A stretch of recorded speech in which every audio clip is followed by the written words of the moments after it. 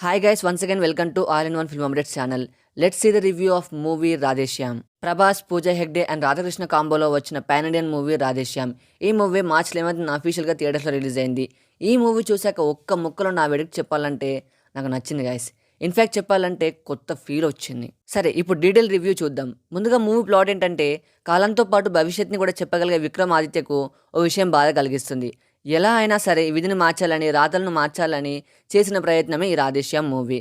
విక్రమాదిత్య విధిని మార్చగలిగాడా లేదా అనేది మీరు మూవీ స్క్రీన్ మీద చూడాల్సిందే.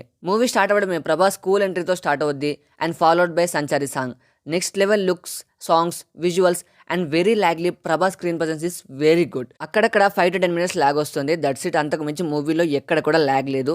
ప్రీ ఇంటర్వెల్ వచ్చాక అస్సలు కథ మొదలవుతుంది. ఇంటర్వెల్ సీన్ అయితే చాలా బాగుంది. సెకండ్ హాఫ్ అయితే నేను ఎక్స్పెక్ట్ చేసిన దానికంటే డబుల్ ఉంది. డైరెక్టర్ రాధాకృష్ణ మాస్టర్ వర్షన్ అని చెప్పొచ్చు. మైండ్ ఫ్లిక్కింగ్ విజువల్స్ అసలు, అండ్ ప్లాట్లో ట్విస్ట్ అయితే అనదర్ లెవెల్.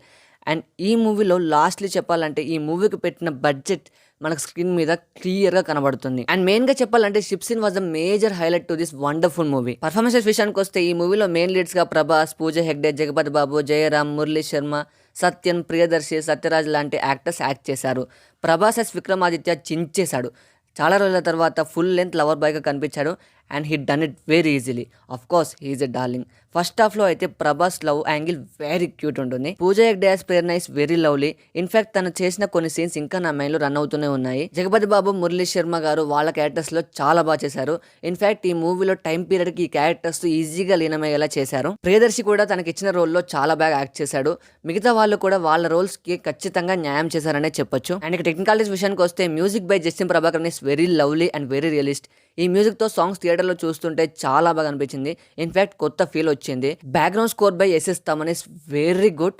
ర్యాంపేజ్ అసలు థియేటర్స్లో వింటుంటే అదిరిపోయింది. తమనన్న ఈ బీజిఎంతో కొత్త వరల్డ్కి తీసుకెళ్లాలని చెప్పొచ్చు. And cinematography by Manoj Paramahamsa is too good. Production values అయితే చాలా బాగున్నాయి.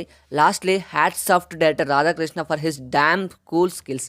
డైరెక్షన్ విషయానికి వస్తే అద్దరు కొట్టేసాడు భయ్య. ఈ మూవీలో ప్లస్ పాయింట్ విషయానికి వస్తే total cast, realistic acting, ship scene and perfectly executed plot twist, outstanding BGM, songs and very good visuals. ఇక మైనస్ పాయింట్ విషయానికి వస్తే అక్కడక్కడ వచ్చే ఫస్ట్ హాఫ్లో 5 to 10 minutes ల్యాగ్ తప్ప ఎక్కడ కూడా అన్ఇంట్రెస్టింగ్గా మూవీ అయితే లేదు. అండ్ ఇది కూడా జస్ట్ నా ఒపీనియన్ మాత్రమే. మీ ఒపీనియన్ ఏంటో కింద కామెంట్స్లో చెప్పండి, నేను కూడా తెలుసుకుంటాను. ఓవరాల్గా మూవీ ఎలా ఉందంటే more than decent first half and very good second half. And ఈ మూవీకి నేను ఇచ్చే రేటింగ్ వచ్చేసి 4 out of 5.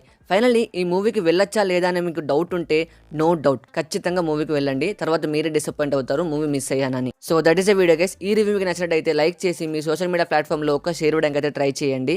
మీరు ఛానల్కి కొత్త వచ్చినట్టయితే ఛానల్ని సబ్స్క్రైబ్ చేసి పక్కన ఉన్న బెల్ ఐకాన్ని యాక్టివ్ చేసి పెట్టేసుకోండి. మళ్ళీ మంచి కంటెంట్ వీడియోతో కలుసుకుందాం. Bye guys.